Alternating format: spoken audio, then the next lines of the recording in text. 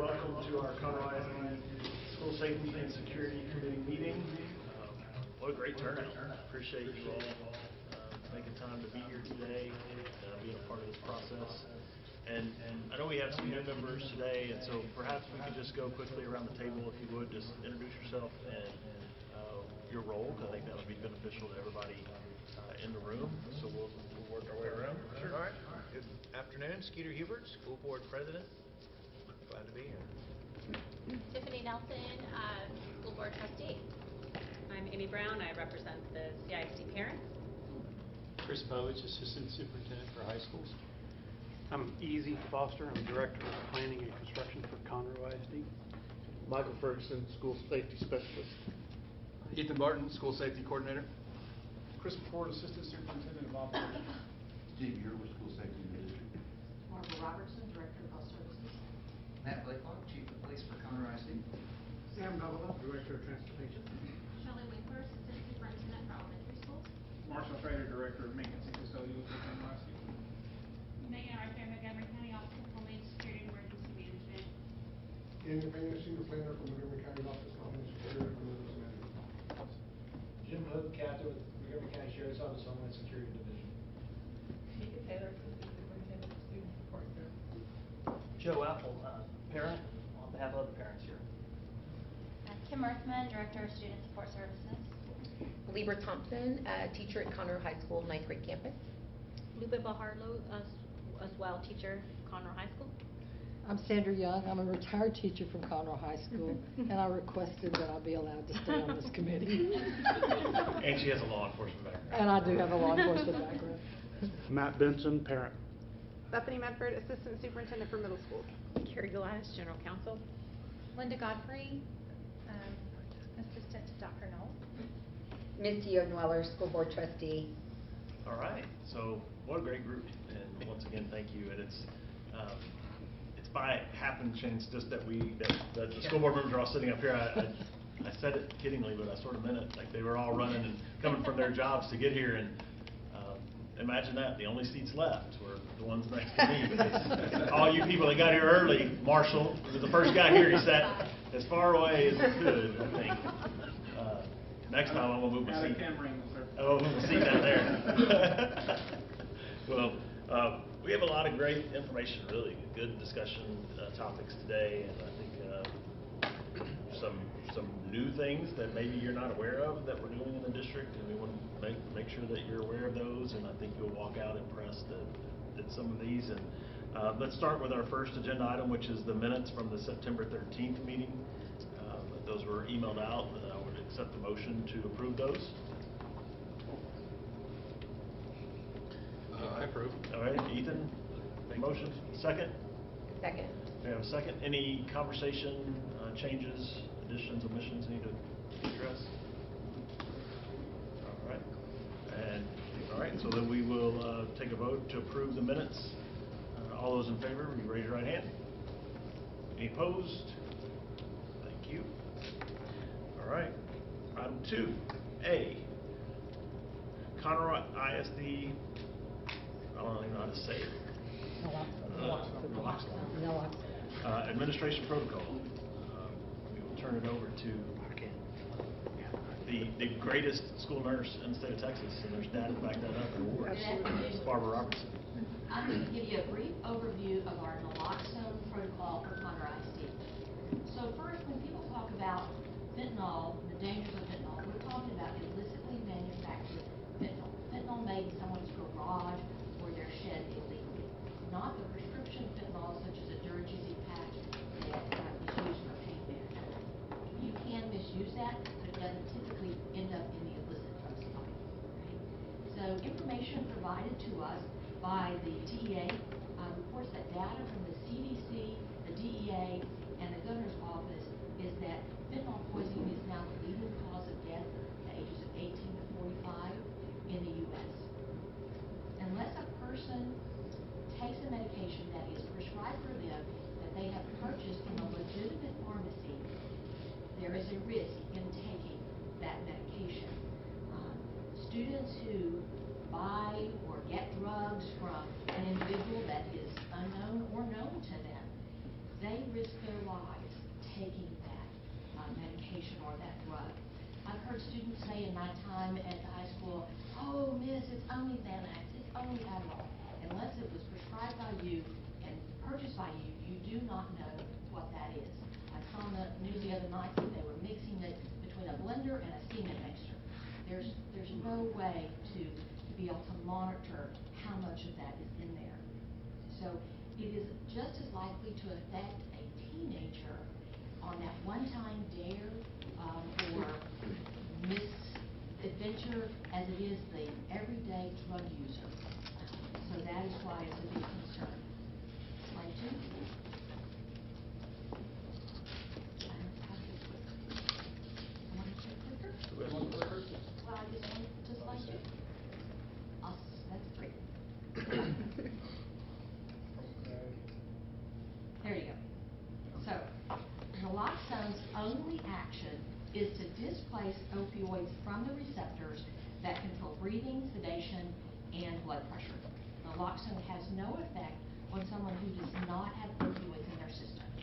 So for those of you that are visual learners, the best visual I have is think of the driving range and golf tees all lined up and a little opioid ball on each one of those tees.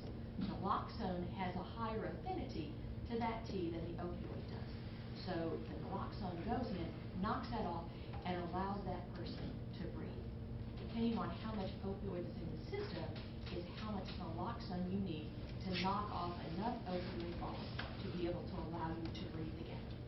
So our naloxone program is based on the Health and Safety Code 483.102, 483.106, and Conroe ISD policies Ethics AC Control. And my third slide. So we now have several doses of Narcan stocked in our junior high and high school clinics, high school athletic training rooms, all Conroe ISD police officers, and Moorhead Stadium and Wood Forest Bank Stadium. We have trained our nurses at the junior high and high school campuses, as well as all our Conroe ISD police officers. This training includes signs and symptoms of opioid overdose, how to administer naloxone, and what to do to support that individual until EMS arrives. I also want to give a special thanks to Dr. Joy Alonzo and the Texas A&M Opioid Task Force, who helped us get through almost 10 months of working to bring this program, which we feel is life-saving to our students. Anybody have any questions? So Narcan is just the brand name for It the... is. Narcan okay. is the brand name for naloxone. It comes in injection and nasal spray, and we only have the nasal spray. Very simple. And how long, like, how far out is the expiration date on those? Like, how often will we have to The turn those FDA over? is now manufacturing for 3 years. Okay. And you said that it takes the more opioid that's in their system, the more Narcan you would need to administer. So how do you know that? That's correct, because they don't wake up. Right? Okay, so you just go. They do not respond. Okay. And so that's why we have several doses. Each box comes with 2 doses in it. And the training that we received from Texas A&M said you are most likely going to need both of these doses to revive someone if they have that much fentanyl in their system. So because of that, we did obtain more Narcan, so we have multiple. Because if you'll see, many overdoses come in pairs, right? If a student's going to buy or get something, they're usually going to share it with at least one friend, right? And we don't want our people in the position of having to decide which friend to say. We want plenty of doses to be able to do that. I had several emails about this, and we need to have this happen. And I said, you'll be happy to know Conroe ISD has already made that happen. So. That was a lot of hard work by Barbara, Matt, everybody, because it was not, there were a lot of hoops to jump through, and we're thankful for that. And then also, I think it's relevant here, just to, can you talk a little bit about the training we did this summer? It was the overdose training that we did at Caney Creek. And that was in conjunction with Montgomery County, and so it was a mock mass overdose setting, and multiple students, they had gotten a drug, and then of course Sheridan. So then there were several dozen students that were overcome by that. And we, at the time, did not have Narcan, so that was not something that we could say, hey, we can deploy that, let's call it different officers here, because they have them, let's get it from the junior high across the street. We did not have that.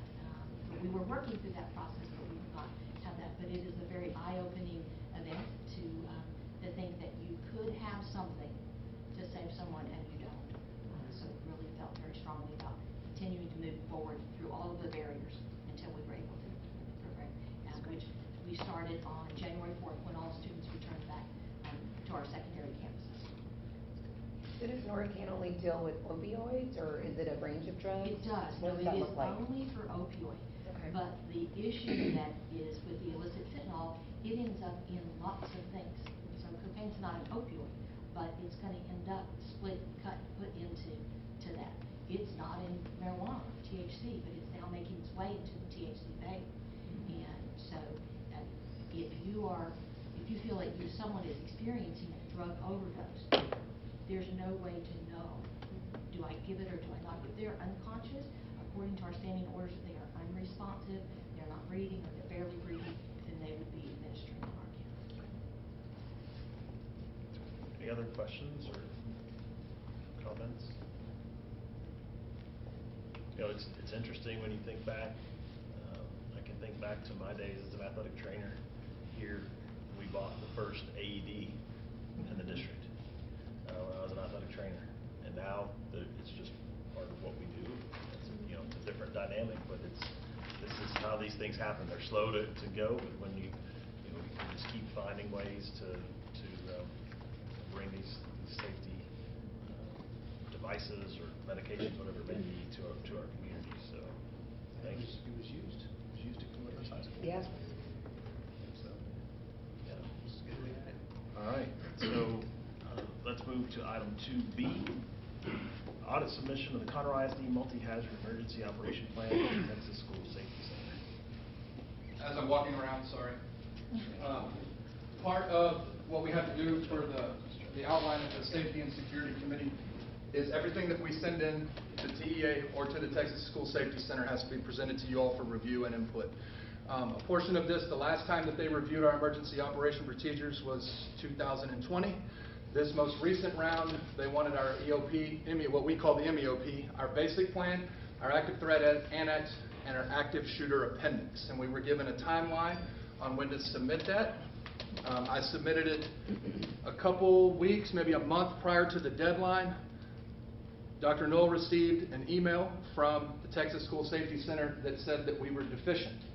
So I got that email, read through all of the files that said we were deficient, picked through it, and then out of anger, I got to work because looking at it, there was some things in there that said we were deficient, but they were included in that plan.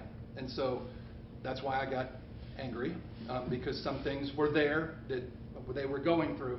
And then after working through that anger, I figured out, the light bulb hit, and I figured out what it is that they wanted.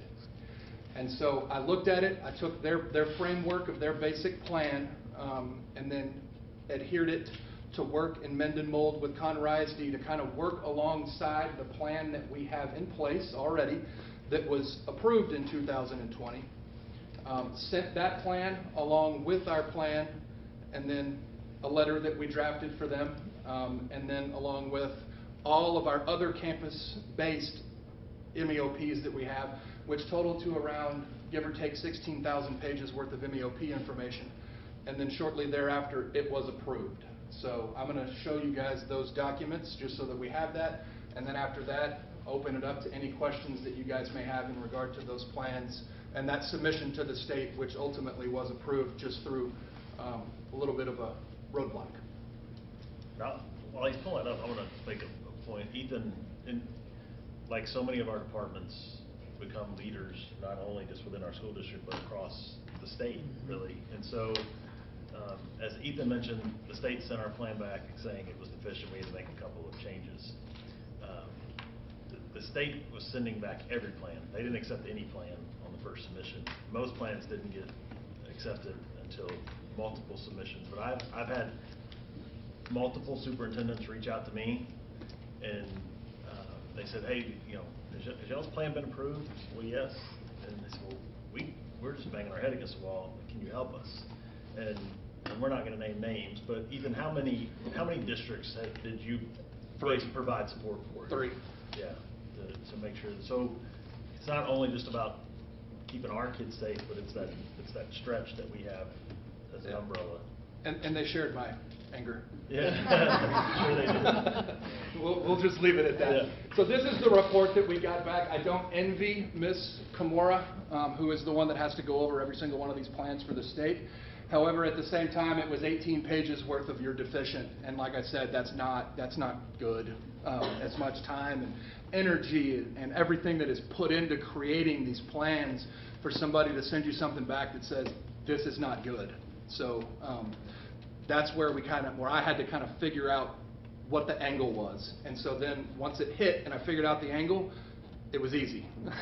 And then it made it to where it was efficient. And so if you look there, this is where it started. Like the very first thing is having a promulgation statement. Well, since when I came here 6 years ago, promulgation statement was the first thing that we added to these plans. It's there, but then they were saying that it's not. So we had to dredge through all of this, figure out what it is they wanted, what language they wanted, and how they wanted it presented. And in my opinion, it's really just so every single school district is aligned in a particular way, so it's easier to maintain and go through, right? And so then we have our own campus stuff that's specific to us that works alongside that, which just bolsters what they want from the state. So going above and beyond, essentially.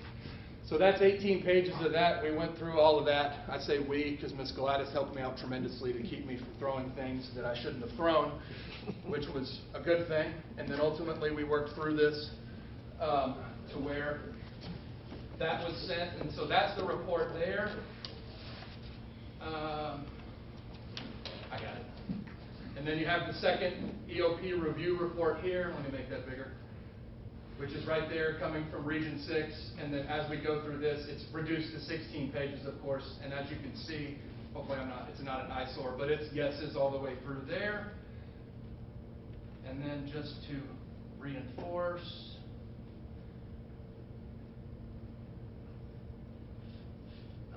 there is the email that we received right there that said it was complete with no additional information required at this time. So that portion of it was good. So then the Safety Center, they sent out an email the other day because allegedly there was a checklist for all of the stuff that we were supposed to be made aware of before we submitted. However, I did not know it existed. So they sent out an email requesting school districts review their checklist before the next round of this that we're going to have to go through on what it is they want us to submit. So of course I've submitted that yes, I would be more than happy to go over those checklists with you and provide feedback. So we'll see if they choose us. I doubt it, because I sent them 16,000 pages worth of MEOP information. But it would be a good thing if they did, because then we could provide our feedback and then be better prepared for what it is that they're looking for in this go-round when we have to submit, more than likely in October of next year. So that's it for that report there. All is well from the Safety Center in regard to our plans. And so if we can go, any questions on this, and then we can kind of move into the secondary portion, which plays or reinforces this along with a request from the committee itself. Questions? Keep rolling there. All right. Mark. Excellent.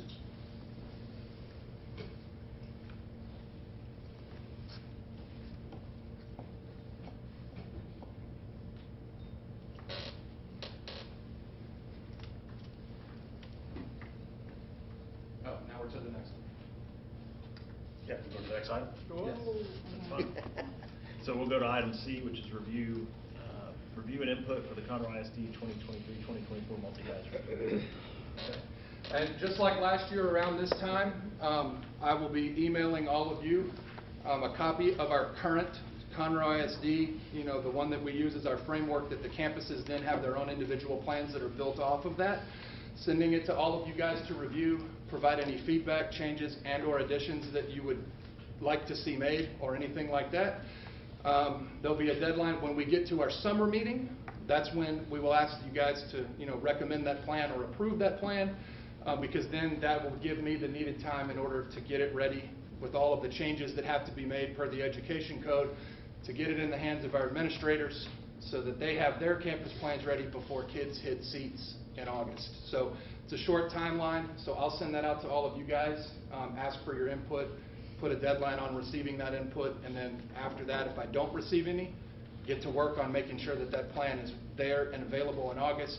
And then if we do receive feedback, run it through the appropriate channels to see if it's something that we can change or are even allowed to make changes to, if that makes sense. That's not going to be the 16,000-page document. No, sir. It's actually, I think, looking at it, if I remember correctly, I think it's either 137 or 187 pages. Okay. All right. So it's still a lengthy document.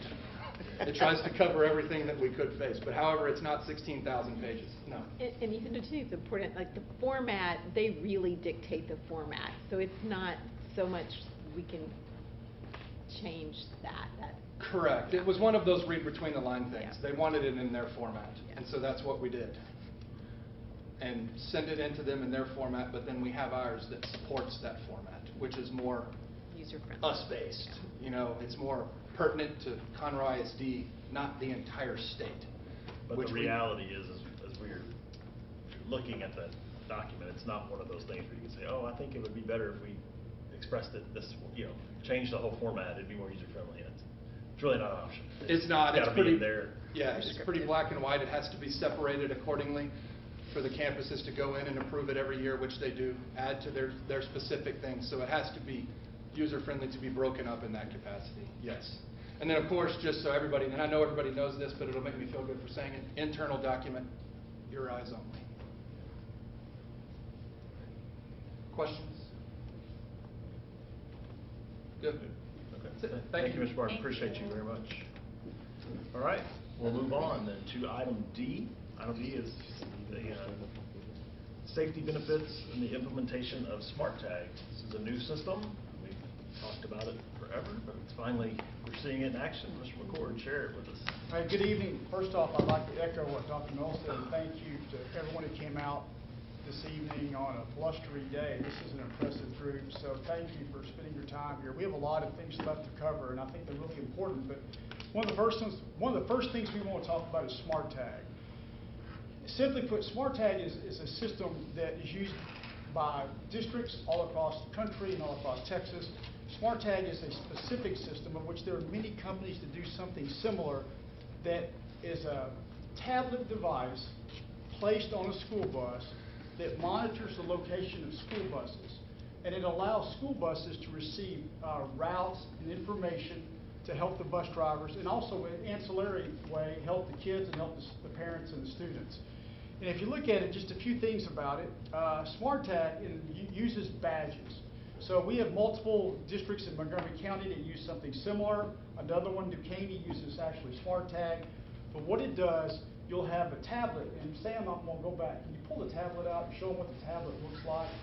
And the tablets are mounted on the school buses. They go in and out every night. They're secured, locked up, and charged. It is not an iPad. I think it is an Android-based device that looks like this, that's mounted on each bus. The students in the district, whether they are a rider or not, and we have around 40,000 riders and around 71,000 students, they all will receive an RFID plastic card badge. And that badge is a piece of plastic that does not track the kids. It is a piece of plastic. It does not have a battery, and it does not have a power source. The information stored on that card, if it's read, can only be read if it's placed, that card, on a CISD Smart Tag badge card reader, which is located on a bus. I'm out there a lot at the bus stops looking at them do it. It physically has to touch the badge card reader to be read. And the kids we started in Grand Oaks yesterday, I was at Bradley. It was cold, but they were doing a great job putting it on the badge card reader and moving along swimmingly. So kudos to everyone in the Grand Oaks feeder. We've already implemented it successfully a few weeks ago, and it's exceeding any reasonable expectations within the Oak Ridge High School feeder. And so what happens is you put the badge on there, and there is, once it's on the reader, each badge contains a 14-digit unique randomized ID number. That's all it is. It's just a number that means nothing to anybody other than the CISD badge card reader that's on the bus. So it only works on our readers, and the tablet is located on the reader. The tablet is tracked. The badge card cannot be tracked. The RFID card is similar to what everyone in the district has who's a staff member and people all across the country in every work, shape of life utilize. So we've included all these details on the SmartTag website. It also includes frequently asked questions and also documents detailing how the badge works. And so far, it's gone off to a great start, and very appreciative of the efforts of the principals and the kids and parents involved. So a question, what does RFID mean? RFID stands for Radio Frequency Identification Device. It's used everywhere, and you may have seen it, so most of you wear it for your work, and that is what RFID Is it like the school bus version of like the Fast Pass at Disney World?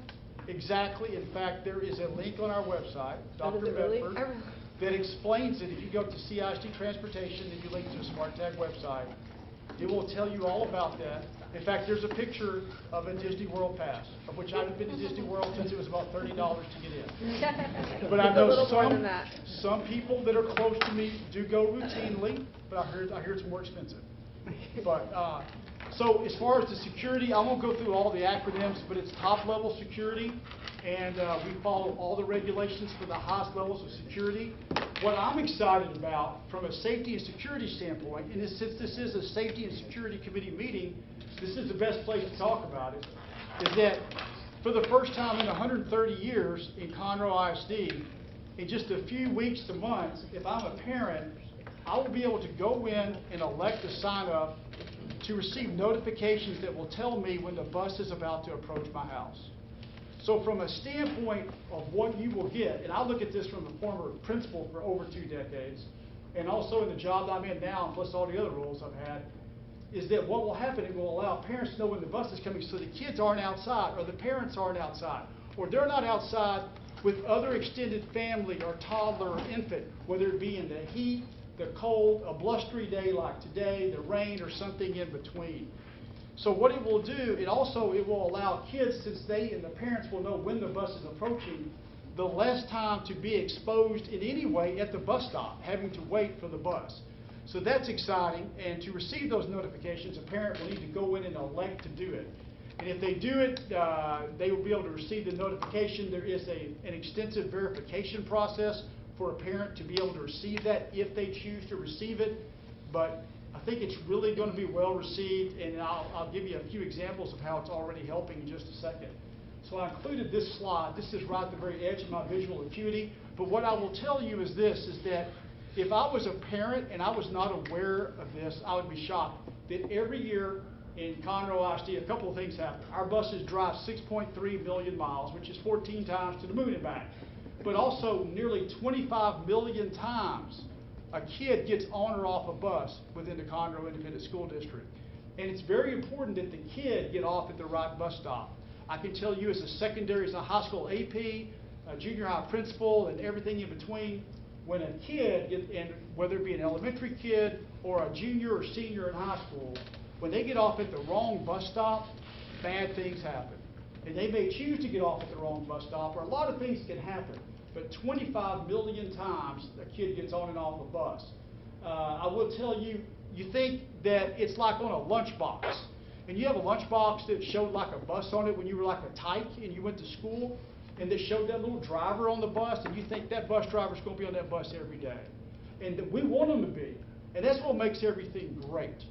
But there are times, and it is not an insignificant number, where a standby driver drives the bus.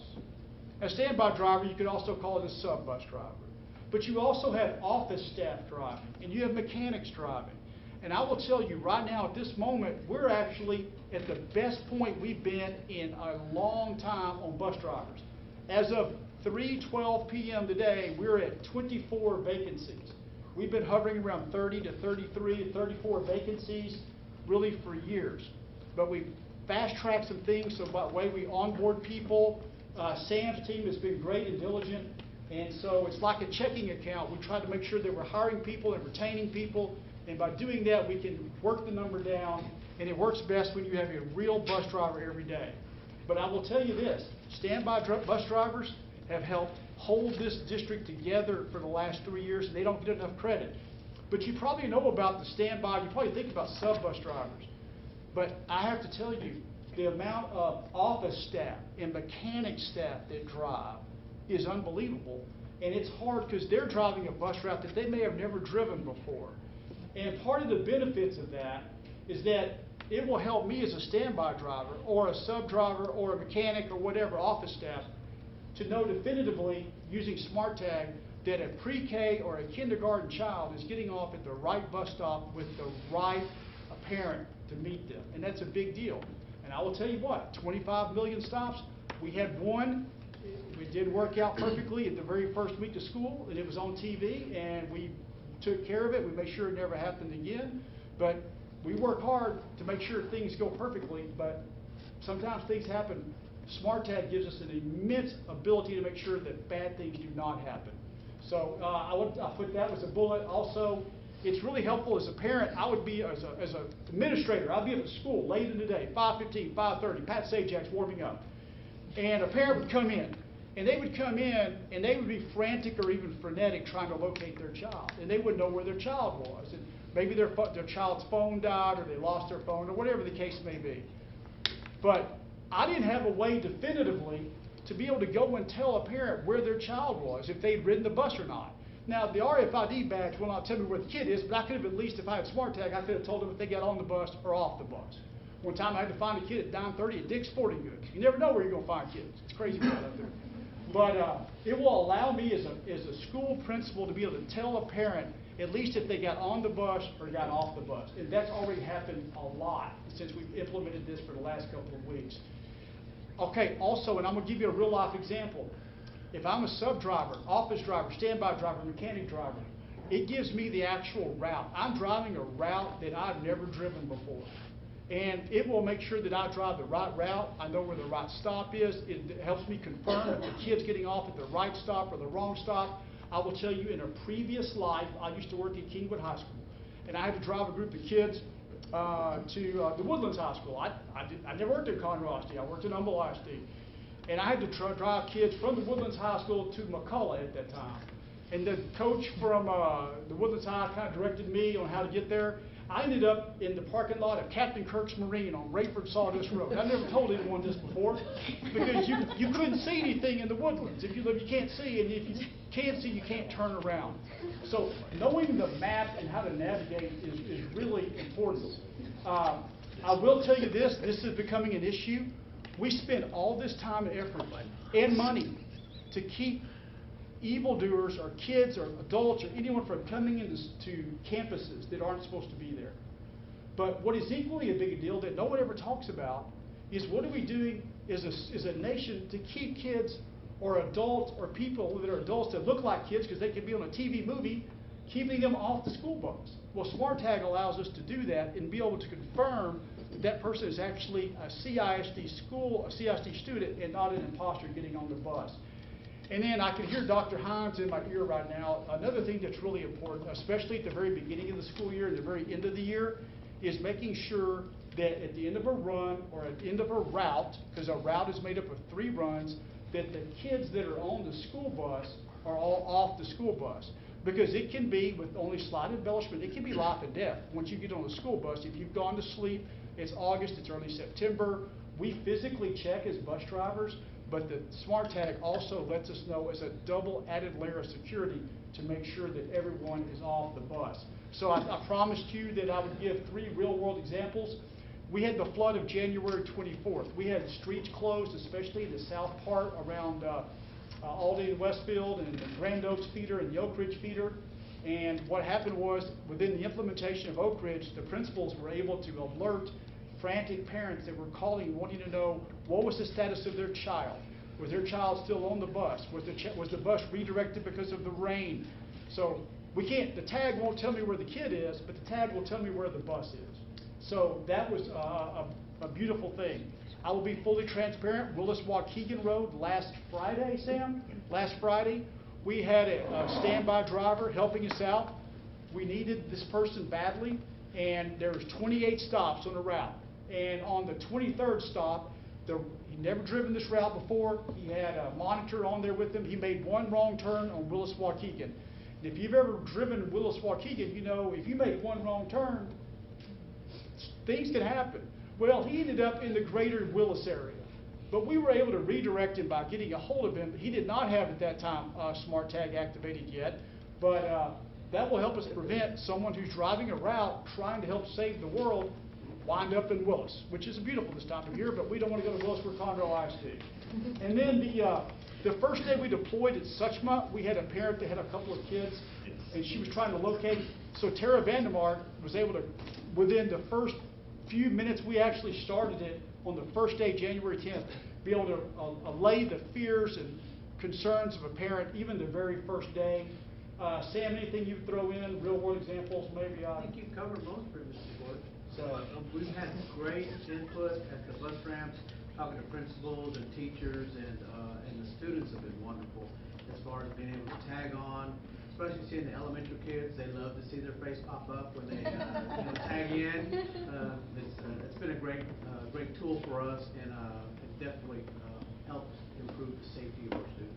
So Sam, help me out. So we've implemented it in Oak Ridge, we've implemented it in Grand Oaks. Our plan was to implement it in the Woodlands starting next week. It was supposed to start next week, however, because of the weather, workers are not able to come in. This company's housed in Austin, so they're not able to finish printing the badges, coming into the warehouse to print the badges. So we are having to kind of push the next phase 3, which is the Woodlands, back a week. And, but we're still, we actually started going ahead of target a little bit. So that's been helpful on at least being able to get everything implemented before spring break.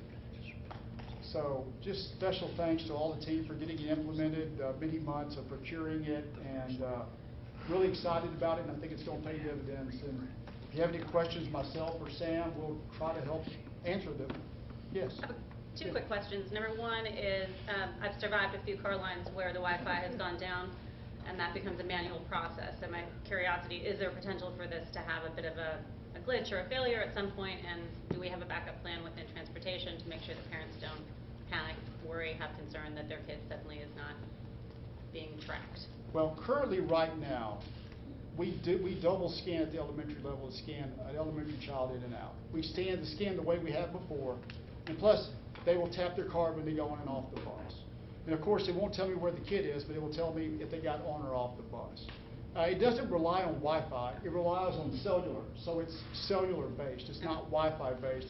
Now, I do know as a principal, when I would enter information for a car line or a bus line, around the school, you can always get in that section, I'd always get in that section where I'm too far from Wi-Fi for it to be usable, but I'm not far enough away from the Wi-Fi for my cellular part of my cell phone to kick in. And I see Dr. Povich nodding because he was at Grand Oaks, which that is a known factor at Grand Oaks. So I don't know if I answered your question, but it doesn't rely on Wi-Fi. That It doesn't have to rely on Wi-Fi. It's cellular based. Yeah. And then the second question is, inevitably, kids will lose their passes.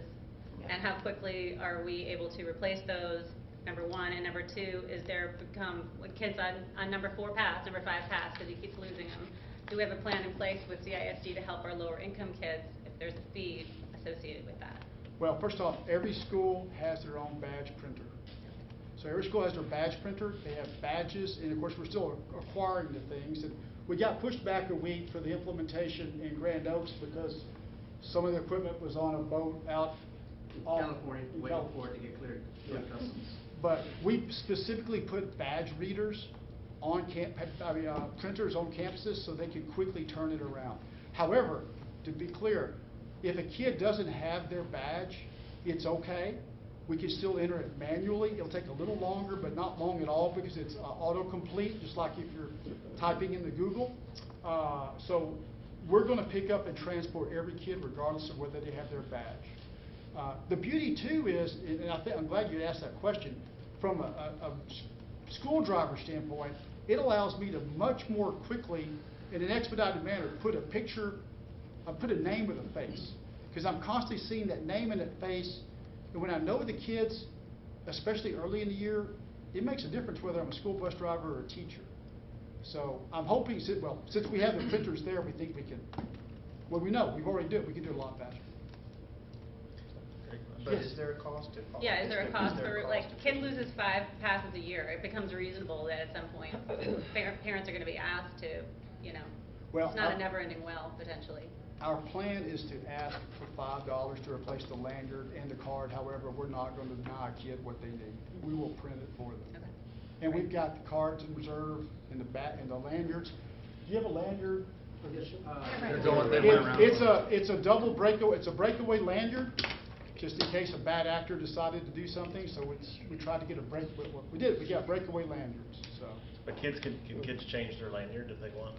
Wear a different lanyard, or we're trying to tell them keep their Well, smart at tag Grand on? Oaks, my kids were told yesterday that they were not supposed to. Change it. Down the road, we may they- allow them to personalize Yeah. by school. If you want to be Grand Oaks or Lamar or whatever you want to be. So. Other districts have allowed students to personalize it, right? I think we need to always consider safety, that they need to have a breakaway lanyard, whatever they decide to use, just so if it gets caught on something, the student won't get hung up, let's say walking outside the bus or walking out the door.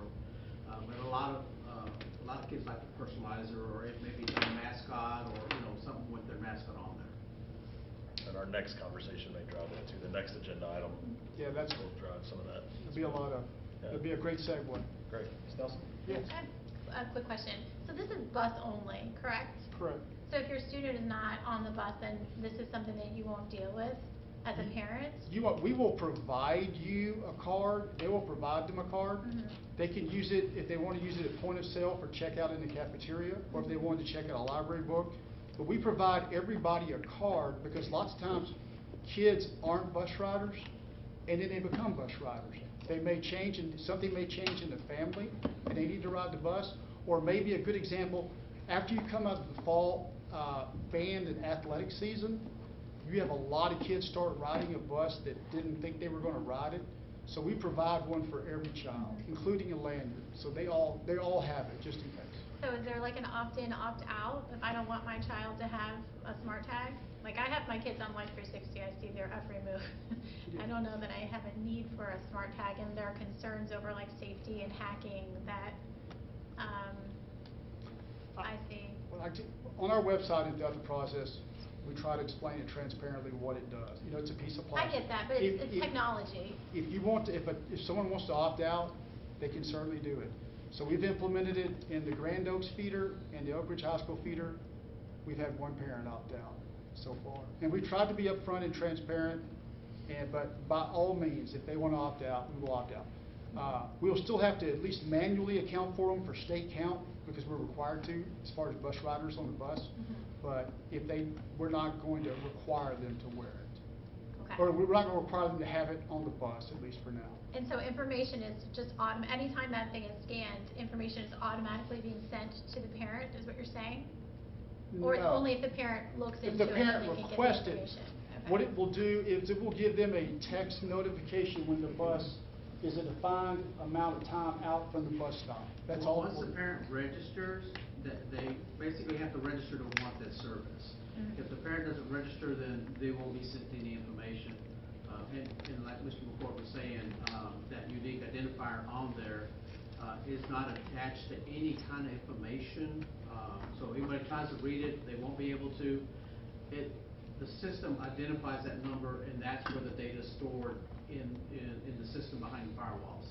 So somebody could take all the cards and try to read them, and they would not get any information. The only thing they'll see, if you saw the examples there, and it varies from grade level, would be like the student's names on the card. Some grade levels have pictures, and of course the text on the back. But that's the only information they'll have. And the scanner or the barcode that's on there is just the student's ID, which is what they use for the point of sale at the cafeteria or the library. And they do on the back of the student card, it does have the required information that is for suicide hotline and please turn this card in if you find it, things like that. So there's required vernacular. Mrs. Galatis could probably speak to it better than I. That's required to go on the back of every card. We have chip check too. What's My that? my kids are both at Grand Oaks. I like it as a parent and a teacher from a safety concern. Just knowing in the hallways, because they're requiring them to wear them, is also a added plus. So I think that overall, it's a good thing. I understand that there could be some concerns about, getting that access to that information. But to know that as a teacher, when I'm in the hallway, this is indeed a student and all the things, and then that, carries on into the buses and things like that. I think that that's the direction as we are looking at safety and security. that is gonna be an important way for us to be headed anyway, so I think this is a cool thing. And to spiral back to what I said earlier, there's all this talk, and billions of dollars spent on making sure that bad actors don't get access into schools. But rarely does anyone ever talk about the bad actors getting access onto a bus. Right. This allows us to do that. So that's one thing we're excited about. Good stuff. Any other questions? Going back to the buses and the kids getting on the buses, I know that at least the campuses that my kids have gone to, that the buses are traditionally have had a set time that they pull out. It's X amount of time, and whoever's on the bus and goes. So with the scanning, will there be any change in that? In other words, will the buses not be able to leave until they're at 100% of who's supposed to be on their bus, or is it still going to be whatever that campus decides on when those buses pull out after schools? 3 weeks in, there's been no slowing down at all. In fact, yesterday at Bradley, they loaded in 4 minutes less than they usually do. Normally at Bradley it takes 15 minutes. Yesterday in the cold it took 11 minutes. So, and we're not going to prevent anyone from getting on, and we can also add them manually. So far it has been just as fast or faster. But I will also say I appreciate and salute the effort that the teachers on the campuses do. And if you've never been to an elementary campus at dismissal, and I salute Dr. Winkler on this, it is a massive mobilization to get kids in the right car, the right bus, the right rickshaw, get them scanned. But it's an amazing scene. Dr. Knoll, I know you've seen it. It's amazing what they do and the degree of accuracy to make it work. So far, so good. Okay. Mr. McCord, a real world example too, when I was at the bus ramp, I was looking at the driver, because as the students load, it gives the driver a count of how many students are on their bus. So I asked, how many students you have? He said, I have about 55, but it's low. I normally have close to 70. And so I talked to an administrator, oh yeah, there was a class event that took place, so his load count's going to be lower. So it just gives that driver a visual cue as well. It's like, okay, am I loaded, am I not? Like Mr. McCord said, the campuses dictate when the buses leave. So if everybody's loaded, the campus is cleared, the bus ramp is clear, then they'll release them and they'll continue on their way. And a quick, if you don't, I know it's late, but a quick trip down behind the velvet curtain. Here's what happens. So each bus has 3 runs to make a route. But what happens all the times due to a lack of drivers or a breakdown or a traffic concern is other buses have to pick up another bus's run or multiple runs to get them home. So what would happen, because the routes may change every day. So I was a 3rd tier principal, which means we got out late. So we're there waiting, and we're waiting for another bus to pick up another bus's route or run. So you're waiting there, and you're thinking, I sure hope I get home before Pat Sajak comes out. And then as you're sitting out there, what happens is you'd have to, in the old days were like December, you'd have to fax the route to the front office, find the fastest kid runs to the front office, gets the fax off the facsimile machine, runs back, you get kids on the bus, and then you give that fax route sheet to that driver who's stepping in the stead of the driver who had a broken down bus or got caught in traffic. And that's how you got the routes, and that's how you got people home. With SmartTag, it's instantly down to their tablet where they can, even if I've never driven this route before, I'm just helping kids out to get home earlier. I have it right there. So it put the fast kids out of the job, but other than that, everybody wins. So it saves a lot of time and a higher degree of accuracy.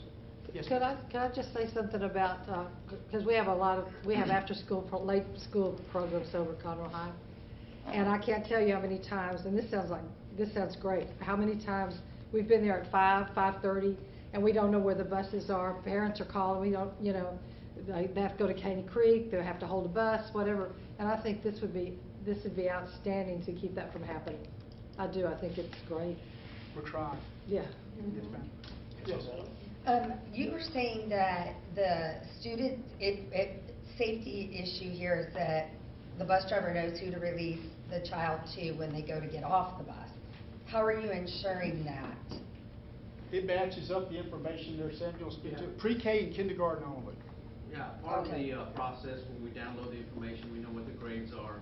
We still have to have parents acknowledge, you know, as far as Okay, pre-K, so- kinder, and then. I'm like, pop are they up on the scanning system. something that says, yes, this is my kid, or how are you knowing? Actually, it comes up on the tablet, and it'll show, and it shows it, I think, a different color, that this is a pre-K and, or a kinder. And, right now, we still have the sheets of paper that parents or a designee can bring. Well, when the parents go in and register, then they can list whoever is authorized person to receive their child. And then that way, the driver will still want to ask for an ID. That's what I was you know, gonna say. especially if it's a substitute driver or a technician. The regular driver normally knows who's going to be there. Well, and once they- they've been there a while, they know, but Right, I was just, just trying to figure out in the sub thing and the, yeah, And that that's type where of the, thing. the mistakes usually happen is it's a standby driver, somebody coming in, where a child gets released to somebody that maybe shouldn't have been released. So Well, that's Dr. where Mr. McCord, I almost did it again. No, doctor. Mr. McCord, knows this, my niece in pre-K fell asleep on the bus, made the round, all 3 rounds. And, the high schoolers were the ones that are like, hey, did you know you got a kid back here, you know? And then kindergarten, they got to the last stop and the bus driver made her get off. And it was on a busy street corner and there was no one there. She just didn't get off at the right place because they had taken her tag off, so. Yeah, and these are things, this system would help us prevent that from happening, and that when they get to the end of their route, like Mr. McCord was saying, they'll show that there's still a student on the bus. It was not Conroe ISD, let me just Sorry. state that. No, it was a neighboring district. I was gonna say. No, my bad, thank you. No, it was a neighboring district, and I was the one charged with having to get her both times, so. The tablet will alert the driver, and we're still not gonna move away from the driver has to do their post-trip and walk the bus and do those kind of things, but this is just an added security to say, hey, there's still somebody on your bus. It's possible the child got off the bus at that part now, that's okay, let's go check the bus anyway to make sure, find out what happened. I hope that helps, so. Any other questions? That's good conversation. And then, and Libra, you know, you teed it up for the next item here perfectly. So, item 2E, student ID badges. So, we did some research. We were interested, based on events that happened in Uvalde and around the country, what school districts were doing, what school districts required their students to wear badges, what levels they required them to wear badges, and just what it looked like. And just some ID badge information for Conroe ISD over 130 years. So currently, no campuses really require students to wear an ID badge that I know of. Badges can be printed by the campus. Child Nutrition prints badges for the elementary campuses, and it helps the elementaries. It helps them with scanning them out. It also helps in the library. So there's a lot of pluses to having it. Usually they'll carry them on their backpacks. So there is one place that we did for at least a little while require students to wear an ID badge in school, and that was Conroe High School. And I would love to talk to you about it and tell you about the pros and cons of the experience of wearing the ID badges at Conroe High School, but there's someone here much more qualified than I, because he was the principal there when they did that, and I think I will let him speak to it. Well, Sandra and I, but we could both speak to it because we lived it. You know, it's when we can see what other districts are doing. Here's the thing with ID badges. It's good in that it does allow you to identify who is in the building, and you know, should they be there, should they not. And Libra, it sounds like maybe Grand Oaks has gone to this. They've gone to it as of last week. Okay, so then we have an example here, right? Right. It certainly is beneficial. It's a challenge, right? I think, you know, we all understand, because we at one point in our lives we were all teenagers. It is a teenager's job to press wherever you draw a line as a parent or as a school. It's their job to press it. It could be dress code, it could be whatever. They are going to press back on things. So I think if you implement a policy where you're going to have students to wear IDs, you're going to have some that are going to test it for the sake of testing it. You're going to have some that are going to lose it because they lose it. They're going to forget it. So it does require a lot of management, right? You have to have a strong system in place for what happens if I don't have it on today. What is the temporary ID situation? There are a lot of things. There are benefits too, though, because it does allow you to identify kids. Especially in a large high school, anonymity can be real. When you're talking about 4,000 or 5,000 kids in a high school, a teacher can't possibly know every kid. They walk up on some kids doing some wrong things. It's easy for a kid just to turn and walk away, and no one really knows that child's name. So from my perspective as a principal that did it, it was hard. We did a lot of different things at one time, so it's hard to isolate, was that the thing that made a change or not? But our discipline got significantly better from one year to the next year. We did a lot of things different. So I don't know if it was just IDs. They did quit wearing them after I left, and I know, I'm sure the new principal when I left probably had a line of people in the office saying, we're tired of dealing with these, we don't want them anymore, and that's probably why it went away. But Sandra, you lived it as a teacher. What did you think? Well, the only thing that I think, and I think what you said, the last statement you made, is everybody has to buy into it for it to work. Every teacher on that campus has to do, if there's a rule that you have an ID badge, everybody has to enforce it. And then you have the discipline that what are you going to do if they refuse to wear their ID? You have to have a policy that you can follow. And again, I think the faculty buying into it is extremely important, not just the kids. Yes. And it can't be, oh, Miss Young, she's easy, she's not going to check out badges, every person does. And then again, what is the consequence? And how far do you take that consequence if they continue to refuse to wear the ID badge? I don't know if that's what you saw. No, absolutely, and I don't know. I don't know that there's research out there to be able to tell us definitively, like, is it going to make it safer or not? Like, for me, when I was the principal at Conroe High School, we had 6 buildings and 150 exterior doors. So every class change were 3,000 kids outside and walking right inside. So to me, I was like, how do we know who belongs after any given class change without an ID? That's why we had them. I don't know if we can say, like, if we implement IDs, is it going to make all of our schools safer? I don't know the answer to that. What I will tell you is when we do research and you see this list, I do get nervous when we are an anomaly with things. And when you begin to look at this list, you see, like, okay, like, and that's why we're here, right? Because we looked at this and said, this needs to be a discussion. Because, and with that last statement I made, I personally would like to say, as a teacher for however many long years I was at Conroe, I love ID badges. I love the idea of it. If you could just figure out how it's going to work and how it's going to be handled.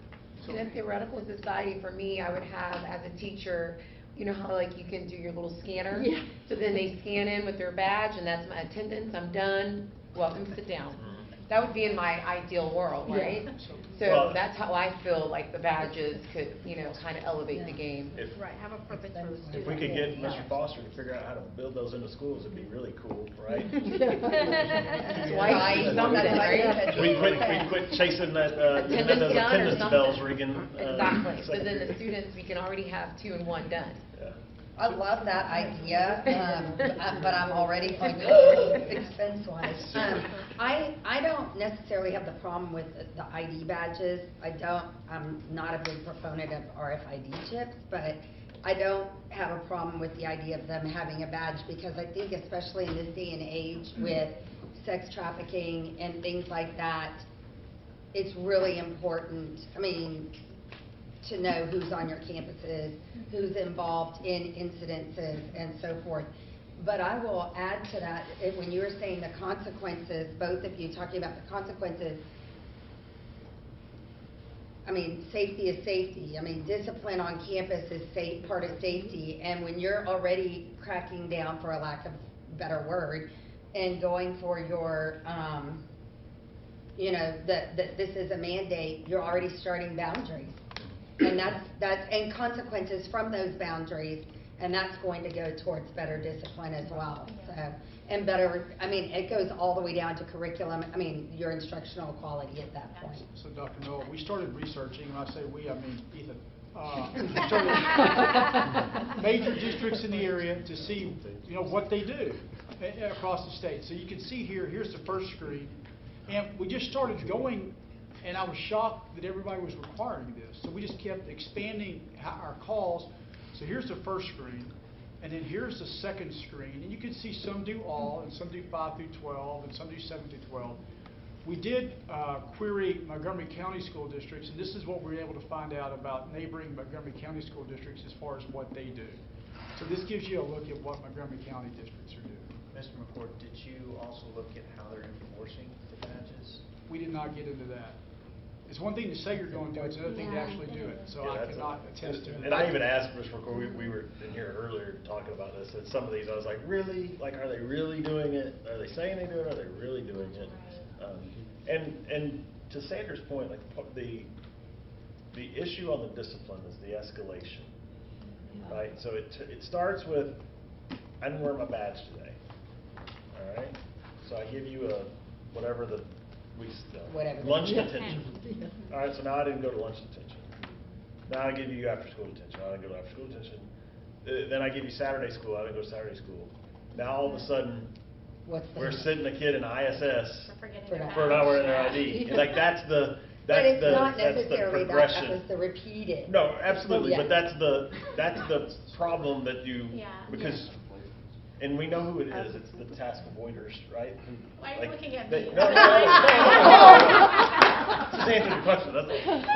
My child is the one that's the task avoider. It's the task avoiders who don't want to be in class, who find a way to get out of class, right?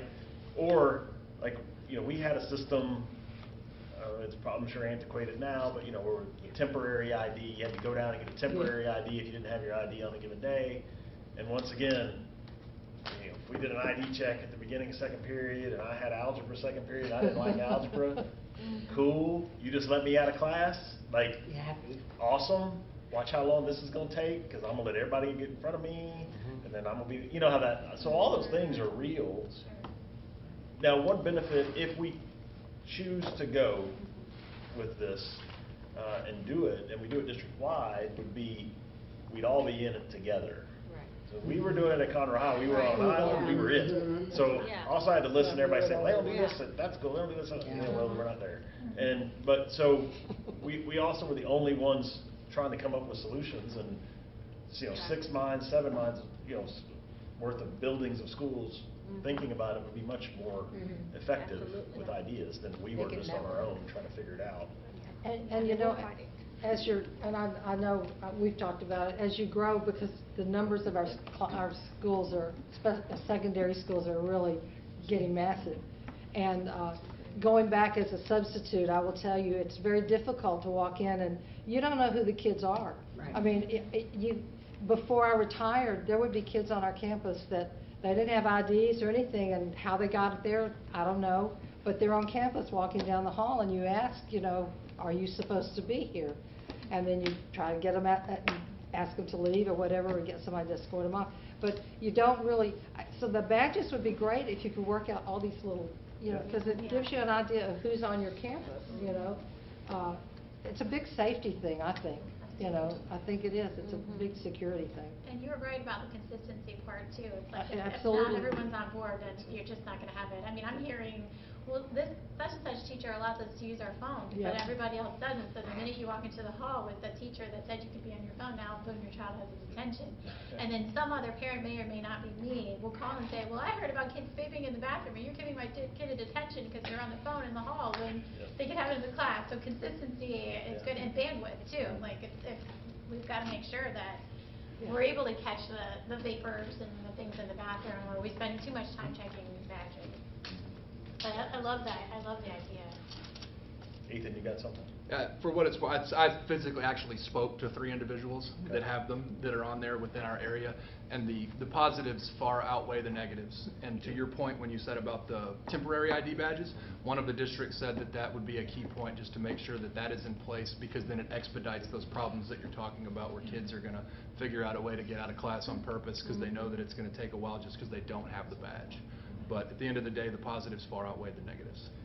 So the final question I have would be, I understand that you're identifying, we're talking about students that are identifying that don't have a badge that are supposed to be there. But what do you do, or what did you do with those that didn't have badges that were not supposed to be there?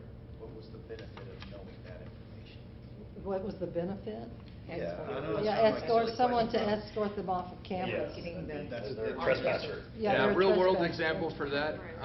An administrator in a different district, again, like Mr. McCord, we had 3 individuals show up that were not supposed to be there, and they did not have identification. It ended up them being from Westfield High School, and they were on our campus to intentionally do harm to 3 other students. And so having something in place to be able to identify students quickly and efficiently, that prevented an incident from happening in our campus. So I know you're kicking them off, but are you sending them to say, hey, if you need to be here, you need to go register and check in? Or are you saying, y'all gotta go? Or what's? I think the situation would dictate. Yeah. Chief, we recently had a high school age student from another district, did not belong here, entered one of our campuses, went through 3 layers of adults that were watching, no way to identify this person, and they ended up being caught in a restroom with some of our students with a large amount of drugs that they were selling, and over $1,300 cash. We had a couple chances that we might have been able to identify that person before they got into that school, and an ID would do that. And we were fortunate we were able to catch this person prior to them being able to make any sales to our students. But I mean, that's a real world example. And there's a different reality today than probably was, I don't know, was that 10 years ago, Sandra, when we were doing that, but kids can probably make them at home pretty easily today. But that's an effort that they have to go through, right? I mean, it's not foolproof in that there could be counterfeits made. But we did, the things that we did at Conroe High at the time is, we changed them every year. One year they were landscape, the next year they were portrait. We changed the background colors, things so that, last year's wouldn't work for this year. We did things to change it. It's not foolproof, but I think as a group, what we're just looking for is if you all think it's something that it's worth exploring, then we need to work that. We need to get, at the very least, or we need your advice at high schools, junior highs, whatever. We need them to start working on solutions, and ultimately, it could come to the school board as part of our dress code. I mean, it could become part of the dress code, right? Because they're just included in the dress code, and we go. Secondary is most important I because would agree. the campuses are so fluid. People can drive to the campuses, and their age and all the things, like you said, friends show up with their party goods. So that's sometimes things that we want to avoid. And so at the secondary level, I think would be the best place to start. And then, kind of maybe, move from there. One of the things that when you asked me that question about what did we do, and I just can speak for Conroe High, we found our cameras that we had in the halls and everything to be invaluable, because if you had a problem and you couldn't identify a student, someone could get on a phone or make a call to an AP and say, hey, can you, or Mr. Thompson, or the police, can you check the cameras on the annex at 1 o'clock, guy in a red jacket, black hoodie or whatever. And a lot of times we identified people that way because you just use the technology that we have on the campuses already. I know the police officers will look at they'll get on it real fast to identify somebody, because chances are on our campus they might still be there by the time we can, get that, and then be escorted off or whatever. I think the only way it's going to work is if it is, I mean, you get every campus bought in on it, because otherwise you're right back to the whole thing with cell phone use, not cell phone use, and all that. And then some principal who's really doing what they're supposed to, and their staff is doing what they're supposed to, has all the parents doing this at them, because it's not happening over at College Park, but it's happening over at the Woodlands, and it's just. But what do the high school principals have y'all had any conversations? They want it. They want it. They do. Yeah. Yeah, they want it. Oh, yeah. They expect it, actually. Because we did talk to the principals at the beginning of the year. We showed them this list and said, y'all, we're the anomaly. So there's figured it out, right? Matter of fact, it was Grand Oaks that called, and when he found out that the IDs were coming, everything, he goes, "Can we start?" And I go, "Yeah, if that's what you want to do, go ahead." Right. I go, "Matter of fact, you can let us know how it's working." And how you're Well, yeah, yeah. I mean, give us a good pilot. Right, give us some data back, feed us. So Okay. I said, if you're passing them out, now's a great time to do it. So. And my kids came home and said, "We've got to wear these things," and they had all the things to say. And I immediately, addressed it in that this is safety for you. It's safety for me as a parent. It's just safe across the board, and the landscape of our schools have changed, and so therefore you'll appreciate this. I promise you. So they were on board at that point.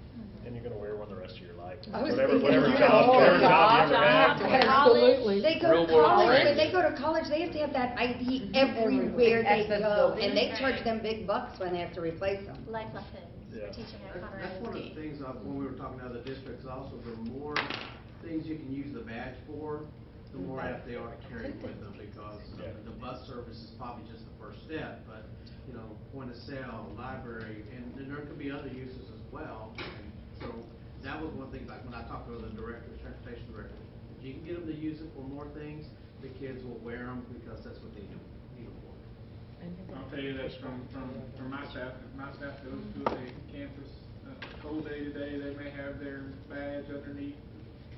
I'll guarantee you, even if I go with an operations jacket on and I have my badge underneath my jacket, I'm gonna get stopped 15 times. Good. So the teachers are already knowing that they need to check badges, so they're already in that mode. Yes. Now it's looking at students in that way. So we used to live at one of the campuses, or the ISDs that were on there. Okay. My kids had it in elementary school. Really? The elementary school, actually, those kids loved it. They enjoyed having their little face on there. I think some of it, I did remember hearing from parents that had older kids that near me at high school, they'd get a little more pushback. Yeah. But it was for the most part a success. Used it for checking out library books, the cafeteria for lunch. I think from what I hear, if this is something that opens up, if you're able to catch somebody who's not supposed to be there, it sounds like the proof is there, and they're doing something like selling drugs or something, you're not only are you able to stop that, but you're possibly getting better intel on something bigger and broader that might be going on. I think there's a lot of pluses there, a lot of good benefit. And we can use less of this. Yeah, That's right. To add to your point, if the elementary kids love them and we start them at an earlier age, they're being trained to get used to having them, so that when they do get older, maybe you do get less pushback and issues there. Absolutely. But I do think if we go forward with it, I think it needs to be across the board also. Yeah. All schools, elementary, all the way to high. There's value in the training to that as well. Absolutely. From the I think I'm saying in the ground up. implementation. Dr. Noel, we will reconvene for another meeting in the summer. Now, we could possibly have another safety and security meeting before the summer. Perhaps, but hopefully not. Hopefully not. But we will at least have one in the summer. So we don't have to make a decision today. It's just, we were looking for feedback. I think what we were looking for today was feedback. Let me just reiterate what I've heard and make sure that I've heard it. I've heard from you all that it sounds like this is an idea that we need to be exploring, that we should start working on this and think to implement it. And so we can now go to principals and start process, because this is not just principals, right? Like, we need our technology department to be ready. What are going to be the processes for temporary IDs? What program is going to run those? There's a lot of moving pieces that we need to sort out. And it sounds like Mr. Bush is helping us at Grand Oaks by being our test case, but does that accurately reflect what I've heard? Does anybody have strong concerns about it that you feel like the room needs to hear before we kind of move forward with going down this road? Sounds good to me. Okay. That's a good conversation, y'all. I appreciate that. That's a big deal. So, all right, moving on to 2F, TEA Chapter 61, Facility Proposed Security Requirements. Mr. McCord. So the state has some proposed facility requirements that pertain to fencing and some other areas, but we're really here for fencing today. And we're here in a time-sensitive manner because we have a grant which is coming due that we'll need to submit, that is a decent size, that will allow us to add potential fencing to specific areas and specific schools. And what we need to do, the state has not rendered an opinion on what the minimum requirements of fencing would be to qualify as a secured area. Now, Mr. Foster is going to speak on this in just a second. We are not required to fence in anything. That is not a requirement. Okay? The district and the board has gone above and beyond. We have fenced in all of the portables that we have. We have the egress gates, which are not cheap. It's a major endeavor. Mr. Schrader's teams worked for months on it. It's one of our greater accomplishments as a district that no one realizes is fencing in all those portables. But what we need to do going forward, we have like 2 weeks to make a decision on a grant. We want to, with this grant, obtain fencing that is of a sufficient design and light that was satisfied, that will be suitable for you, but also will meet the needs of what the state may potentially require of fencing going forward. To make a long story short, we've set through webinars and different agendas and handouts. It looks like the fencing that they're going to accept would be a 6-foot slatted fencing, which is basically 6-foot fencing with anti-scalable features to it, or 8-foot fencing. So to speak to that today, Mr. Schrader went out and did a lot of work, which he works hard every day. Appreciate him. And we got some examples. And here are some examples. Marshall, you want to talk about these? Yeah, so mine was really simple. Mr. McCord said to do my best hand on white, I'm sorry, The camera loves them. But just to kind of give you an idea of what 6-foot and 8-foot fences are, we don't currently have 8-foot fences. So those are 2 8-foot. One is over on Foster Drive over near the Department of Public Safety, and one's around a radio tower. The slatted fence is around a radio tower. So those are both 8-foot. I'm about 6'4", so I thought a picture would be the best way for you to look at it and go, okay, 6 foot is here. The next slide is a picture of a 6-foot fence that's currently in one of our facilities. That's at our North Custodial facility. On the right-hand side is the 6-foot slatted fence. On the left is the 6-foot non-slatted. So chain link fence with no slats in it. There are positives and negatives, and I think an administrative decision is in play whether you choose a slatted or non-slatted.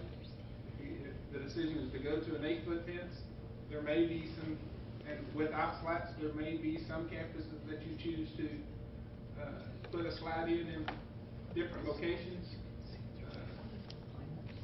Positive, negatives, based on the opinion of the slats prevent people from seeing from the outside. They also prevent people from the inside seeing what's on the outside. So there may be some, depending on the location, the campus, there may be some decisions made at administrative level. So currently we have campuses that have 4-foot fencing. We have a few, not too many, and we have campuses that have 6-foot fencing. So just to show you again, here's the picture. There's Marshall. There's 8-foot slatted with anti-scaling. There's 6-foot, no scaling on the left and anti-scaling on the right. So this is going to segue until we really get down to brass tacks on different versions. Mr. Foster is going to take us through this example of a secured area. Indeed. So a secured area is being defined by the state, and that's really why we're here. Our current standard fence is a 6-foot black vinyl coated chain link fence, which the state appears to about to render the decision is scalable. So you can stick your toes in and climb over. So if you put the privacy slats in it, that prevents you from sticking your foot in it. It makes it harder to climb over. So I think the spirit of the proposed rule change is to protect intruders from the building. So like Mr. McCord said, we're not required to have a secured area under this definition, but when we do have a secured area, it changes how we address the doors and the windows near those doors, because the state's going to look at preventing somebody from breaking a window to open a door, climbing a fence to get to a window that's easily breakable to open a door, things like that.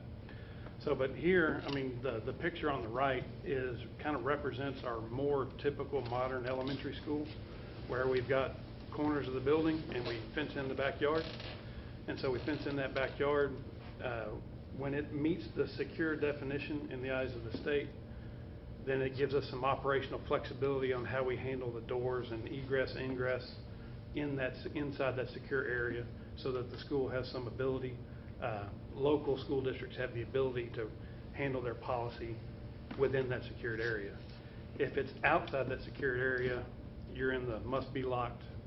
Windows near doors need to have a impact resistant film, so if something impacts the window, the glass stays in the frame to prevent entry, and the doors themselves have to be secured and lockable. We meet minimum requirements on just about every part of the proposed rule change, except for the fencing, which is why we need some input on what fencing we believe would meet the standard, and for us to be a standard because we have projects in progress on the drawing board for future. I mean, so there's a moving target for us for what we're about to install.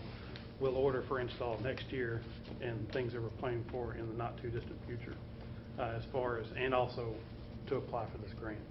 As our timeline's a little tighter in that we know we're going to move portable this summer.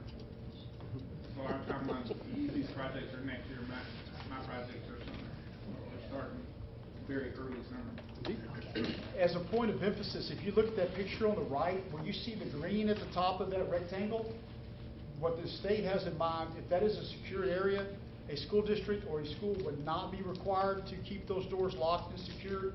We require ours to be locked and secured regardless. We are locked. Our perimeter doors are locked and secured. It is a requirement. This is just an example the state gives, and then that drives this next picture, which this is applicable to a lot of situations we could theoretically have, Mr. Foster. Yeah, and this is a representation that is kind of like in kind to where our portables are located outside the buildings, and we as the district are fencing those portables in to create, in our minds, a secure area. We want to achieve the requirement that the state is now defining, or will be defining, as a secured area. Again, we're going to fence those portables, so moving children from the main building to those portables is inside that secure area. And that fence choice is what Mr. Schrader alluded to just a minute ago. We're moving those portables now. We would rather order the materials to be in compliance with this. It appears to be an imminent rule change while we can, because every school district in the state will be required to meet the requirements of this rule, which means every school district within the state is going to be ordering fence material, window film, cameras, access control devices, all the things in the rule change, and we want to try to get ahead of that as best we can and get our orders in first. Can I ask a clarifying question? Absolutely. Just to make sure I understand. So our options are, if it's a 6 foot, it has to be slatted. An 8 foot, it can go either way. So not necessarily. Okay. Dr. Null, what we've been kicking around, what is the best overall maintenance standard for us? Because if we choose to just have a 6 foot fence, we could put barbed wire on the top. That makes it anti-scaling too. It also makes it look like a prison. Why don't you make an electric fence too? McCullough already looks like a women's prison. So, You said it was women's prison? Women's Yes, prison. I did. Oh, that's funny. That's always been my reference. Do they have different barbed wire at women's prisons? No, it's a little softer appearance. Ribbons tied at the top. There are other fence types allowable as well. Okay. So a 6 foot wrought iron fence would be perfectly acceptable with vertical styles, except it's very expensive. A stone fence would be acceptable, except it's very expensive. So for our needs, what we've been installing, what we can convert to easily and maintain long term, these are the two options that we would like to present that give us lots of flexibility and movability within the district. I think Mr. Schroeder and myself would probably, from a maintenance perspective, prefer the 8 foot tall no slat fencing. Is there a wind concern with the slatted fence? There is a wind concern, especially when you add that extra 2 feet. The slats don't come out for preparations for hurricanes. When we do our, There's an added maintenance issue where slats are going to break down over time. They're plastic, they're made of plastic. Eventually, something's going to break them down. So, but we do also understand an 8 foot fence, even when it's open, has the appearance of high security. You see it around utility facilities, DPS offices, military installations, where high security is in-your-face prominent, so, because it is a statement, I mean, because a fence taller than Mr. Schrader is an imposing accoutrement to a facility. On the I've used it school- in 2 official meetings. too. That's 2 meetings in a row. Must be on his word of the day, Counselor. Golf class, golf class, we're 8 foot. Last time it was at midnight. That's what I'm Indeed. saying. An 8-foot chain link with no slats, it's $5 cheaper than a 6-foot fence with slats. Okay. When you get into the 8-foot fence with slats, it's about $20 higher from a 8-foot non-slatted to an 8-foot with slats. And that's per linear foot. Per linear foot. And we have miles of fence to And think then, about. but maybe Dr. Winkler, just because I know that we've had this, this is a common conversation, with especially elementary principals, about windscreen the fence around the playground, or do we not? The safety pros and cons of each of that, of just having a visual barrier. We've had a few of those conversations. The campuses that are located on a road where the playground is highly visible, BB rights. those are the areas of concern. So we did a pilot on Rice, and actually Powell put one up too. We put up a windscreen and did, just as a test to see, it was about, I think it was $4,000 for a pretty good length of the fence. We put the logo on it, so it looks very cute for a high fence. But you can see out from the playground, but it's difficult to see in. And that was kind of the test, and it's, the Dr. Hines whispering in your ear. Actually, I think he was standing beside me, not whispering. But that was an area of importance. We want to be able to see what's coming, to us, but we don't want people to see it. So for instance, at Rice Elementary, there's a sidewalk right outside of the playground. And so that was an area of concern, at how it's not on a roadway that necessarily, research is the closest road that people would see, but the playground is at the front. And so we've had some of those discussions. We've also had the discussion, some of the buildings have a brick fence around them at the front where there's a playground area. Usually it's for early childhood special education. And we would have to figure out how to retrofit those fences, because what was the size feet? 4 foot, and it's a brick. And so as we look forward to moving forward, we'd have to, aesthetically, that is not going to look great. So we have to, I think it's important to still have a nice feel for your school and not have this fence around the front. But that style is going to be like Giesinger, Powell, David Elementary, that older kind of Gladys has that as well. But we've gotten through some of that, like Lamar has that, and we were able to fence a little bit further back. But those campuses, it's going to be a little bit of a challenge. But they do like the windscreens versus the slats. We've had that conversation because you can't see out. And we can remove those tropical storm prep, correct, Marcia? Windscreens can be. They actually make the windscreens where they break away. They have a breakaway tie, so that if the wind gets too high, it flops the top of it off, or flops the bottom, and allows the wind to go through. It is. They are a upkeep maintenance item. They do break down. They're much like our tennis courts. We have the windscreens on our tennis courts. They're typically 5 years in the sun, and they have to be replaced. So, and as a point of clarification, the windscreen is an anti-scalable feature. So a 6-foot fence with a windscreen would appear to meet the definition. But we'd have to windscreen the entire fence versus, like right now, we use it aesthetically or just on the front piece where maybe it's a. So, and where there is no requirement to create an actual secure area. Okay. When we do create a secure area, that gives us flexibility on how we treat the windows within that secured area. So if we find ourselves in that anomaly space where we can't do anything to that 4-foot stone wall, we just change how we treat the windows and doors because that's not secure by this definition. We can still, because the definition is meant to secure the building, not the yard. That's the important clarification from the spirit standpoint. If we're securing the yard, we have to come up with a solution. If we're securing the building, there is a method for compliance that we can do. And we talked about the discretion, and that's what I was talking to earlier about the slats and non-slats. There may be areas, based on administrative discussion, that there may be one fence, a rice, and I know we don't want slats, but you may put a 6 or an 8 foot slatted fence on the high traffic area in the front, put the playground on the back. It may be a better option to use the chain link with no slats. It doesn't have to be, it's not an all or nothing. The wind screens they have grommets, and they use a very thick zip tie, basically.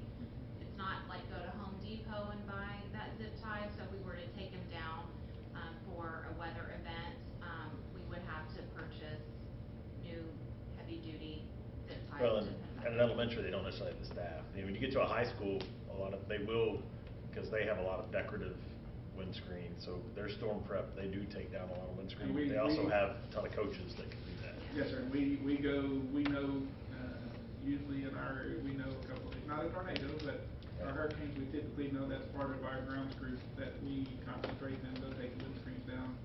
You know, cut the zip ties. It's an effort to go back and put them up, but we learn very early on, if we don't take them down, they get ripped up. They become a large part of an insurance claim because fences go down on top of the windscreen.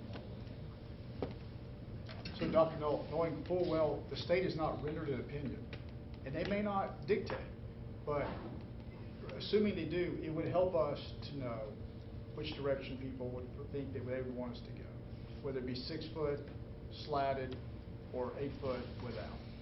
We don't want to look like an embassy, but we want to do what's going to meet criteria of the state and be what's right for everybody. What's the grant say? Grant says, tell us. It just gives us an amount of money to spend, and we have to do it by February 17th. Spend on fencing. Fencing. So we want to be good stewards of that grant and spend it on fencing that will meet the criteria so that we don't have to go back after the fact. Well, as a clarification point, the grant, as I understand it, is to comply with the proposed standard. So there's a minimum requirement, and if you need to add access control, you could spend the money on access control. We already comply with access control. We already comply with most things. Multiple things. Fence and glass film are where we've got some weak spots. So your recommendation for planning and construction and your recommendation for maintenance, you both prefer 8 foot non-slatted? Is that an accurate statement or no? That's the safe. That would cover all the bases and be easy for Marshall to maintain with his staff. The negative to that is that, as Easy said, most of our fences are 6 foot. When we go in and change, when Easy changes that, he would change that when he goes in a major project. If we decide we wanted to go 6 foot slatted, not my recommendation, but we have 6 foot poles, we have 6 foot, everything is already 6 foot there, so we're changing out the fabric, not the poles, not the top runner. So there is some thought process to be thinking about. But if in the long run we like 8 foot, at some point, We're you gonna just change say that like, let's long-term. go, Yes, and then sir. we've got funding to help us retrofit what we can, but like, Yes, sir. And quit as we buying go 6 in- foot if we think 8's better, move Yes, sir. forward. If we think 8 foot's better, if we go in and we put portables in this summer, wherever we put portables and we touch portables, we're gonna put 8 foot in. It's just an aesthetic thing though, right? Like It then is, someone's yeah. 6 Yes, foot and ma'am. they, okay, there's no way. Right.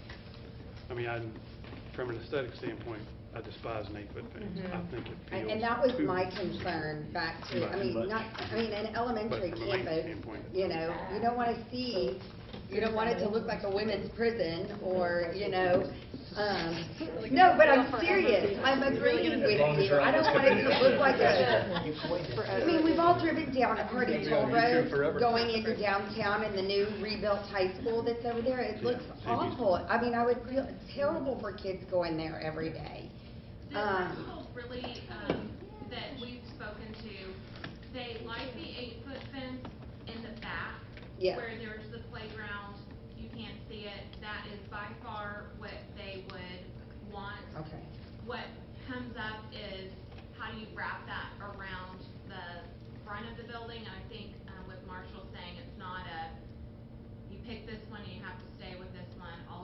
Around. around the building, I think kind of helps me. And the thing about the windscreen is it is safety because you can't see into that playground area, but you can see out. But it has the ability to make that fence for the part that you see a little softer. You know, so when I say aesthetically, you know, of course we wouldn't just put it up because it looks pretty. Well, some things you do in elementary, but Yeah.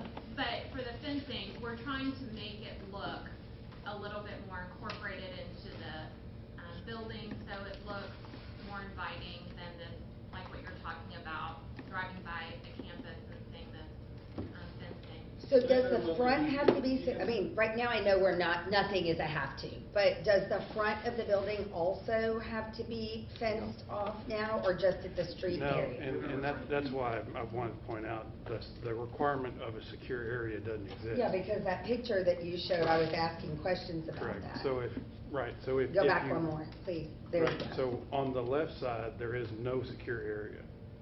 So what the proposed rule change is the doors, the glass doors, and the glass near the glass doors, all the way around the building, need to have the impact resistant film. Right. Our current use of the impact film is at the front entry vestibule. Okay. That we would be expanding that to basically every door around the building when we couldn't create a secure area. So, I mean, we can comply because the spirit of the rule changes for the building, not the backyard. So, but where we want to have operational flexibility or not put the impact resistant film on the windows, because there's a little bit of a concern if the door is blocked and you need to exit through the window from the inside and you've got this film on it, you ain't getting out either, right? So you can't do every window.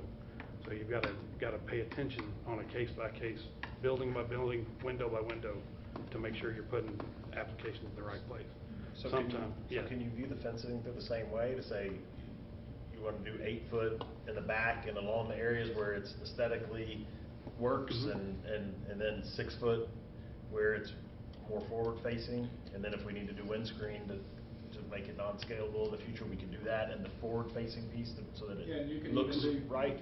You could even, if you go back to the picture of the 6 foot pit, so that fence, that one has the one on the right hand side on my right, it has slats in it. I can still see the truck outside. Right. And for Shelley, if she wants to make it pretty, she can go ahead and stick her pretty banner on her windscreen on the outside of that. We would still have that. So the front facing, we could put, Rice is a good example. They have their playground. And it is pretty. It looks good. It is. It does look good. So does Val. I went there with Shelley last week. So you could very well have in the front of the fence, on the front of the area, which would help Mr. Foster in, if I have a 6 foot slatted fence, according to what we know right now about PE recommendations. If I put the slatted fence in the front and everything in the back on the big playground, could be the 8 foot clear fence, absolutely. It's not a one size fits all. I think it's an administrator discretion on what should and how should we approach it. We're just looking for direction so that if we go this summer, or if Easy goes next summer for his projects, when we put it in, we're getting kind of what we want to see at every campus. Well, and we're getting ready to order the fence for Collins, we're getting ready to order the fence for Hines, we're getting ready to order the fence for areas like Conroe High School is a great example. There's not a secure area at Conroe High School, and there won't be, because it's impossible to secure an area around, and it would make that campus operationally not functional. So we're going to be coming back and putting film on all those windows all the way around that building on the ground floor to prevent easy access to break the window and open the door. And Mr. McCord kind of alluded to, we jumped on portable fencing last year. We jumped on portable fencing because we beat everybody else to the cross. It's not that other districts didn't want to do it. We just beat them all.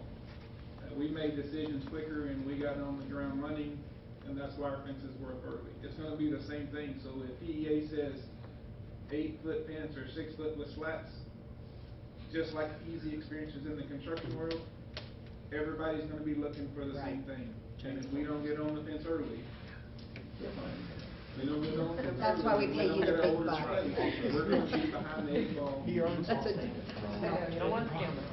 So, does that make sense to everybody, that idea of, I don't know, we admired this problem very well.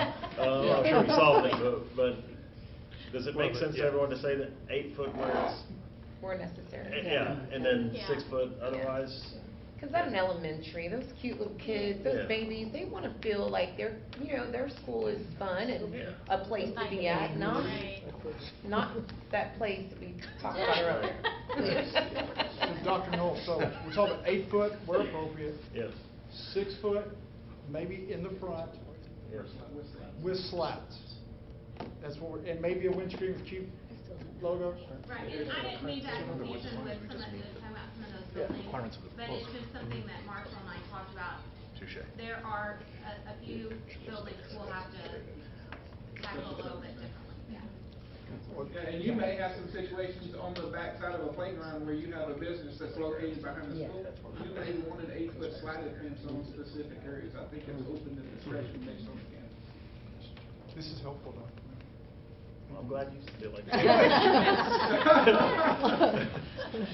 All right, well, let's keep moving. We're gonna lose everybody here. We still have stuff we have to get through, so thanks for that.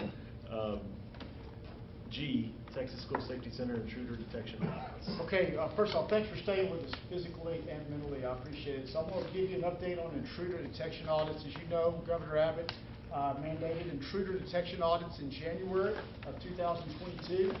So an update so far for us, we had 6 campuses audited in January.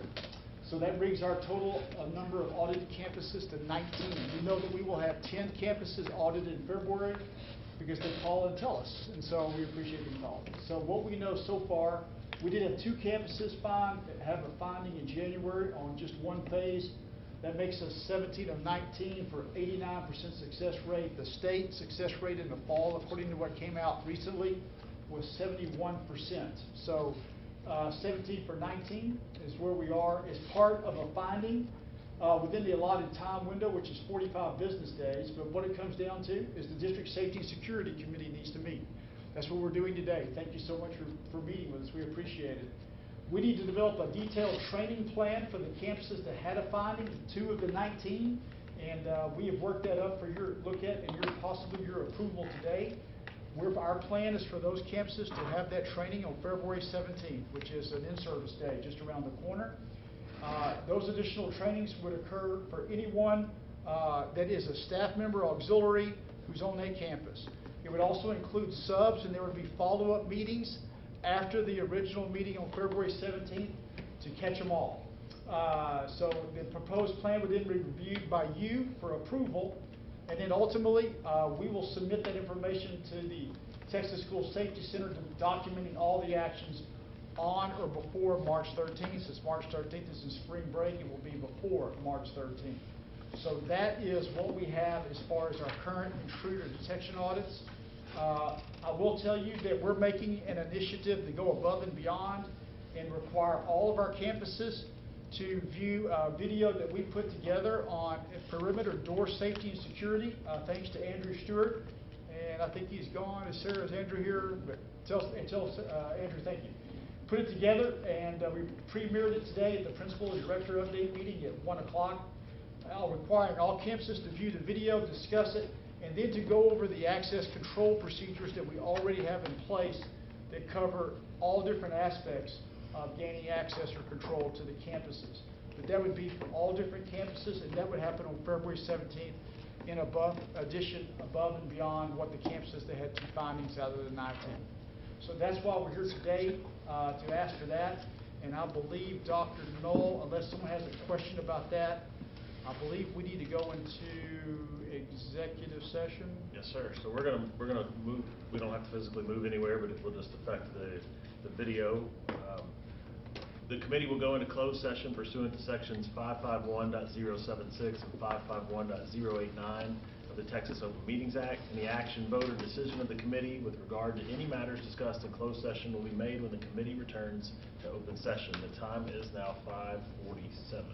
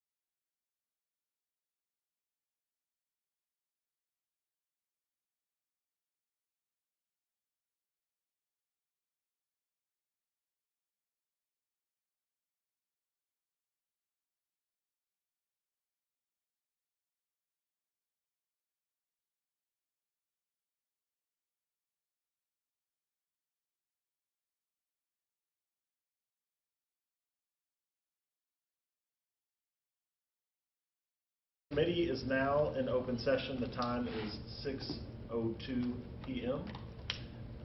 The next item on our agenda is to approve the training plan for our campuses. I would accept a motion for that. So moved. I have a motion and a second. Second. Second from Ms. Odenweiler. Thank you. Any questions or comments? All those in favor, raise your hand, please. Any opposed? Thank you so much. Those plans are approved. And that will conclude our meeting today. Once again, we have a lot of these meetings, big committees, especially on bad weather days when it tends to be when people aren't able to come, and parents, we know you get pulled a lot of different directions. So A, thank you for showing up, and B, hanging in here. It was a great conversation, but it's been long, so thank you. We certainly appreciate your willingness to be here and serve, and we wish you all a great evening. I'll take a motion to adjourn. Well, it's not 1:38. Yeah. There's too many people turning into pumpkins, man. Thank you all. Have a good night. I don't know. I think so.